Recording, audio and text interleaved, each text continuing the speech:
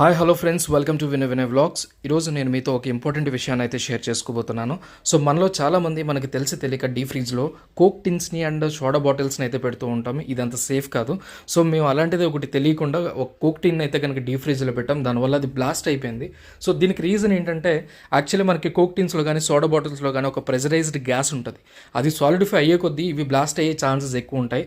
So D ఫ్రీజ్లో అసలు ఈ coke టిన్స్ని కానీ సోడా బాటిల్స్ కానీ పెట్టకండి. ఎందుకంటే కోక్ టిన్ పగిలినప్పుడు దానికి అంత షార్ప్ ఎడ్జెస్ ఉండవు కాబట్టి డ్యామేజ్ ఇప్పుడు మీరు ఏదైతే చూస్తున్నారో ఇలా ఉంటుంది.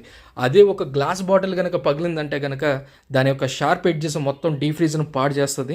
సో డీ ఫ్రీజ్లో అది పగిలిందంటే ఓకే, అది ఒక ఫ్రిడ్జ్ డ్యామేజ్ వరకే ఆగుతుంది. అదే కనుక అది బయటికి తీసిన తర్వాత మన చేతిలో కనుక బ్లాస్ట్ అయిందంటే దాని యొక్క షార్ప్ ఎడ్జెస్ మనం ఊహించిన దానికంటే ఎక్కువ ఇంజురీ చేస్తాయి. సో ఇలాంటివి మనం కొంచెం జాగ్రత్త తీసుకోండి. ఇంట్లో డీ ఫ్రీజ్లోని కోక్ టిన్స్ని అండ్ ఈ గ్లాస్ బాటిల్స్ని పెట్టేటప్పుడు